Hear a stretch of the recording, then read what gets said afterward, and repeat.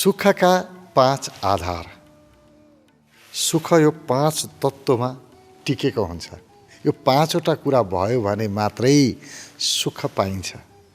सुख स्थायी बन्छ, सधैँ सुख पाइन्छ। त्यसको लागि 5वटा हुन जरुरी छ। 5 मध्ये एउटा पनि खण्डित भयो भने फेरि सुख हराउँछ, सुख अस्थायी बन्छ। त्यसकारण यो 5वटा कुरामा ध्यान दिन जरुरी छ। सबैभन्दा पहिलो सुखको आधार हो स्वास्थ्य। स्वास्थ्य छैन भने कसरी सुख पाइन्छ होला? अब सम्पत्ति होस्, अरू केही होस्, जे सुखै होस्, स्वास्थ्य बिग्रियो भरको सुख एकैपटक गयो। जीवनका सबै सुख स्वाहा हुन्छ। त्यसकारण स्वास्थ्य राम्रो बनाउने यी सुखका आकाङ्क्षीले, जसलाई मेरो जीवनमा सुख चाहियो भन्ने लाग्छ, त्यो व्यक्तिले आफ्नो स्वास्थ्यलाई राम्रो बनाउनै पर्छ। जे गर्दाखेरि आफू स्वस्थ भइन्छ त्यही गर्ने, जे गर्दा जस्तो खाना खाँदा स्वस्थ भइन्छ त्यही खाना खाने, जस्तो प्रकृतिको योगाभ्यास व्यायाम गर्दाखेरि स्वस्थ भइन्छ त्यो गर्ने। स्वास्थ्यलाई पहिलो प्राथमिकतामा राख्ने, किनभने स्वस्थ भइयो भने मात्रै अरू काम गर्न सकिन्छ। चाहे ध्यान कमाउनुहोस्, चाहे धन कमाउनुहोस्, स्वास्थ्य अनिवार्य छ। रोगी मान्छेले कहीँ केही पनि गर्न सक्दैन। त्यसकारण पहिलो सुखको आधार हो स्वास्थ्य। दोस्रो सुखको आधार हो परिवार। यदि परिवारमा प्रेमपूर्ण, सम्मानपूर्ण, सहयोगपूर्ण व्यवहार गरिएको छैन भने सुख गयो। तपाईको स्वास्थ्य पनि धेरै दिन टिक्दैन। तनाव हुन्छ, मन दुखी हुन्छ। मनमा समस्या भएपछि, मनमा तनाव भएपछि शारीरिक स्वास्थ्य पनि धेरै दिन स्वस्थ बनिरहन सकिन्न। त्यसकारणले पारिवारिक मेल अपरिहार्य छ।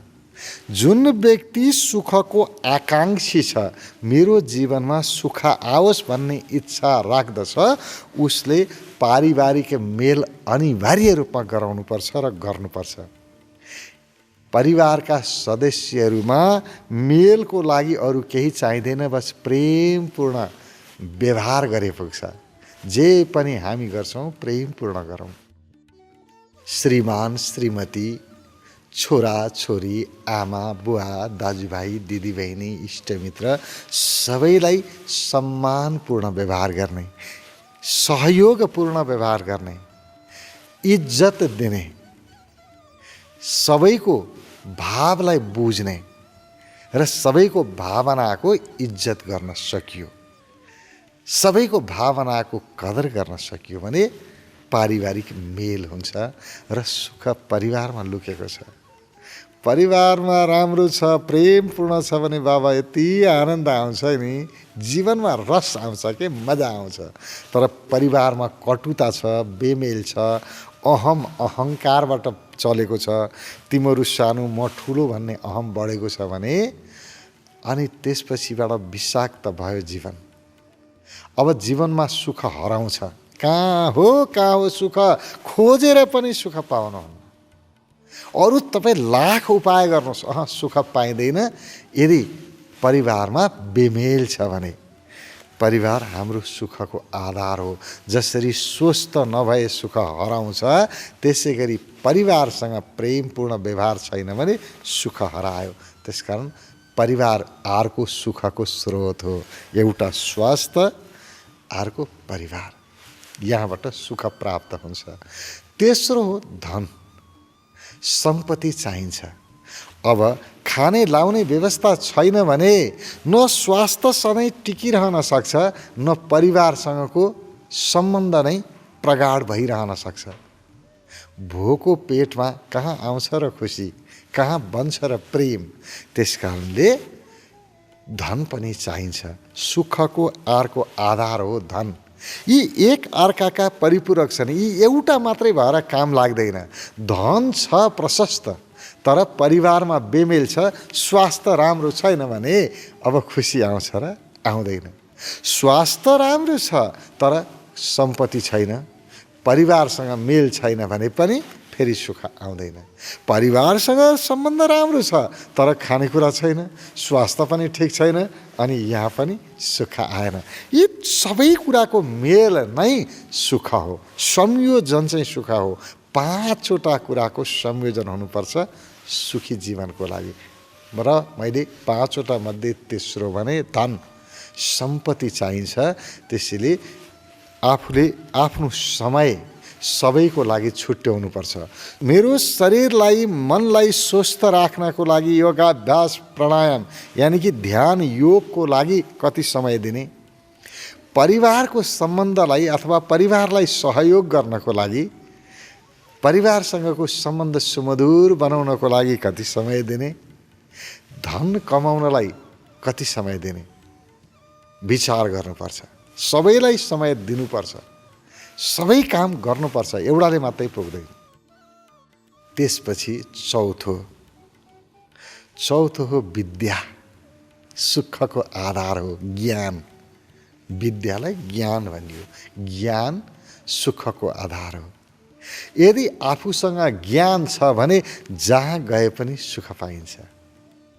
ज्ञान सम्पत्ति मध्येको सर्वोत्कृष्ट सम्पत्ति हो, किनभने ज्ञानी व्यक्तिले जहाँ गए पनि सम्पत्ति आर्जन गर्छ। किनभने सम्पत्ति कसले आर्जन गर्छ? ज्ञानले गर्छ। ज्ञान आफैमा सम्पत्ति हो। ज्ञानी व्यक्ति जहाँसुकै जाओस् सबैको पूजनीय हुन्छ, सबैले आदर गर्छन्, इज्जत गर्छन्। त्यसकारण कुनै एउटा विषयमा गहिरो ज्ञान हुन जरुरी छ। सबै विषयमा ज्ञान हुन्छ जरुरी छैन, त्यो सम्भव पनि छैन। एउटा विषय, जीवनमा एउटा विषयमा चाहिँ विशिष्टता चाहिन्छ, त्यो हाम्रो अभ्यासले दिन्छ। एउटै विषयमा लागिरहने, त्यसको निरन्तर अभ्यास गर्ने विशिष्टता, विशेषज्ञता आफै प्राप्त हुन्छ। र मानिसले के भन्छन्? त्यो विषयको विद्वान हो यो। विद्वान व्यक्ति सबै विषयको विद्वान कहाँ हुन्छ र? सबै मान्छे एउटा विषयको विद्वान हुने नै हो। त्यसकारण एउटा विषयमा विद्वता, ज्ञान, यो सुखको आधार हो। यदि कुनै पनि विषयमा ज्ञान छैन, अज्ञान छ भने अज्ञानी व्यक्ति खुसी रहिरहन, सुख प्राप्त गर्नको लागि योग्य हुँदैन, कठिनाइमा पर्छ। न धन ठिकसँग आर्जन हुन्छ, ज्ञान छैन। धन कसरी कमाउने त्यो पनि थाहा छैन, कसरी स्वस्थ रहन सकिन्छ त्यो पनि थाहा छैन, कसरी सम्बन्ध राम्रो बनाउन सकिन्छ, परिवारसँग प्रेमपूर्ण सम्बन्ध कसरी बनाउन सकिन्छ र प्रेमपूर्ण सम्बन्ध बनाउँदाखेरिको फाइदा के हो, बिग्रिँदाखेरिको बेफाइदा के हो, त्यो ज्ञानै छैन। अब त्यो ज्ञान छैन भने पनि हाम्रो सन्तुलन बिग्रिन्छ, 5वटा कुराहरूको सन्तुलन बिग्रिन्छ। त्यसकारण एउटा कुरा पनि तलमाथि पर्न हुँदैन, ज्ञान चाहिन्छ। आफू जे गर्छु त्यस विषयमा ज्ञान चाहियो नि। यी 5वटा कुरालाई प्रयोग गरिराखेका छु भने 5वटा कुरा कसरी गर्ने भन्ने ज्ञान चाहिन्छ। त्यसै गरी पाँचौँ हो ध्यान। यदि जीवनमा ध्यान छैन भने फेरि सफलता प्राप्त हुँदैन। ध्यान छैन भने सबै कुरा बिग्रिन्छ। जस्तो मेरो शरीरको स्वास्थ्यप्रति नै म सचेत छैन, ध्यान छैन आफ्नो स्वास्थ्यप्रति भने व्यक्तिले जे पनि खान्छ, जे पनि गर्छ, रोगी बनाउँछ आफूलाई। त्यसैले स्वास्थ्यप्रति ध्यान हुन जरुरी छ। सम्बन्धप्रति ध्यानै छैन, कसले खायो, कसले खाएन, कसलाई अप्ठ्यारो पर्यो, कसलाई सप्ठ्यारो पर्यो, ध्यान नै पुर्याउँदैन। ऊ आफ्नै मस्तीमा छ, ध्यानै दिँदैन त्यतापट्टि भने फेरि सम्बन्ध राम्रो हुँदैन, यहाँ सब बिगार छ। ध्यान सबै ठाउँमा लागु हुन्छ। त्यसै गरी ज्ञानमा पनि त ध्यान लाग्नु पर्यो नि। अब पढाइमा ध्यानै छैन भने अब पढाइ राम्रो हुन्छ र ज्ञान आउँछ र? आउँदैन। त्यस कारण ज्ञानको लागि पनि ध्यान अपरिहार्य छ। ध्यान नभइकन केही पनि हुँदैन। त्यसकारण यो 5वटा कुराको संयोजन अनिवार्य छ। 5वटा कुराको संयोजन बन्यो भने हामीलाई खुसी हुनबाट, सुखी हुनबाट यो संसारको कुनै पनि शक्तिले रोक्न सक्दैन। व्यक्ति हर हमेसा स्वस्थ रहन्छ, मस्त रहन्छ, खुश रहन्छ, आनन्दित रहन्छ। जीवनमा यदि सुखै सुख चाहिएको छ भने बस 5वटा कुराको संयोजन गरौँ, 5वटालाई महत्त्व देऊ। पहिलो स्वास्थ्यलाई महत्त्व देऊ, दोस्रो परिवारलाई महत्त्व देऊ, तेस्रो धनलाई महत्त्व देऊ, चौथो ज्ञानलाई महत्त्व देऊ, पाँचौं ध्यानलाई महत्त्व देऊ। बस यति 5वटा कुरा जीवनलाई स्वर्ग बनाउँछ। यही जीवन स्वर्ग हुन्छ, मर्नु पर्दैन स्वर्ग भोग्नको लागि। अहिले यही जीवनलाई स्वर्ग बनाउन सकिन्छ।